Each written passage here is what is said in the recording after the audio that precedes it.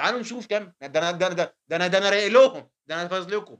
دلوقتي هو بقى بيشكِّك بقى تيجي بقى نتكلم، ده هو بيشكِّك بقى دلوقتي في كأس العالم لإيه؟ للأندية، إن إحنا إزاي نروح كأس العالم للأندية وكلام هرْس وأي كلام، نسمع نشوف بيقول إيه يا جماعة. كاس العالم للانديه الاهلي ثالث الدوري، ثالث الدوري، الزمالك البطل، الثاني بيراميدز، الثالث النادي الاهلي، بطل افريقيا الوداد اللي بينظم افريقيا الرجاء. فجاه أي بقدره كلام، قادر اللي بينظم أفريقيا أي الاهلي كلام، أي كلام، أي هيشارك في كلام، بطوله كاس العالم للانديه، اي مقاييس واي معطيات. معطيات، هتقول لي اصل بطل افريقيا هو معطيات. هينظم، خلاص خد واحد. لو مش هتاخد يعني، لو المغرب انت هتعتبرها، ولو ان اللائحه ما فيهاش الكلام ده خالص، هتعتبر ان المغرب موجوده، طب ما هي موجوده بالوداد. افريقيا ممثله في الوداد.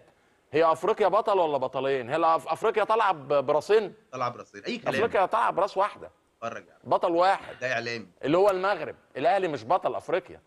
انت بتركبه ليه الاهلي على كل حدث؟ انت ليه بتركب النادي الاهلي؟ الحاجه الوحيده اللي تخليني اقول محروق، الاهلي شارك في هيموت، في كاس هيموت أقسم العالم بالله، وابصم لها هيحصل له بالعشره، حاجة، حاجه هيحصل له. واحده بس. بُص، مدرب الاهلي كولر منين؟ من منين؟ فرنسا من باين. سويسرا. سويسرا. الاتحاد الدولي منين؟ فين؟ سويسرا. زيورخ. والساعات اللي بيلبسها كابتن خطيب منين؟ الرولكس من سويسرا.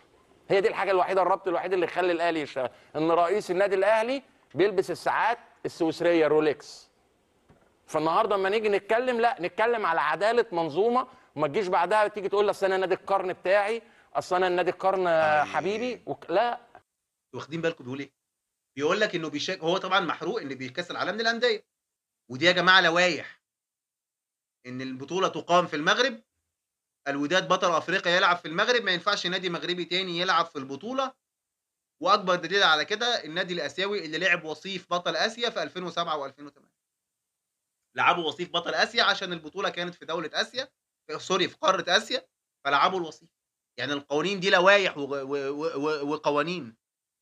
فراح شكِّك قعد يقول أي كلام، وإزاي الأهلي تالت الدوري، والزمالك البطل زي ما هم حافظين، والرجاء مستضيف، وأفريقيا برصين، وأي كلام يا عبد السلام كما هي العادة وهري، ولا عارفين لوايح ولا عارفين قوانين ولا عارفين رياضة. والتاني الكفتة التاني طارق يحيى بيقول له بيقول له كولر جنسيته إيه؟ قال له فرنسي.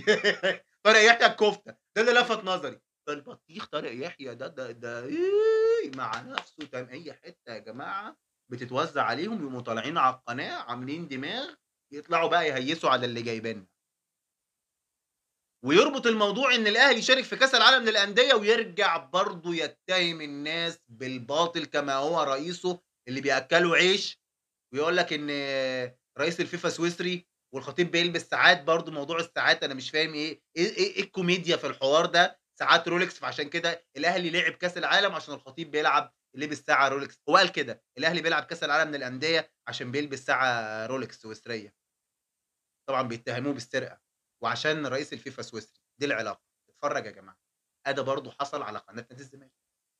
ده الإعلام اللي وهارجع وأكررها وأقول اللي وزير الرياضة وقف وحضر تكريم جريدة المساء لقناة الزمالك إن هي أفضل قناة في الساحة الرياضية، بعد الهجص والقرف اللي بنسمعه كل يوم. دي سفالة وقلة أدب، أقسم بالله سفالة وقلة أدب، أقسم بالله سفالة وقلة. يا جماعة إحنا بنتكلم في كورة، دي قناة رياضية يا جماعة.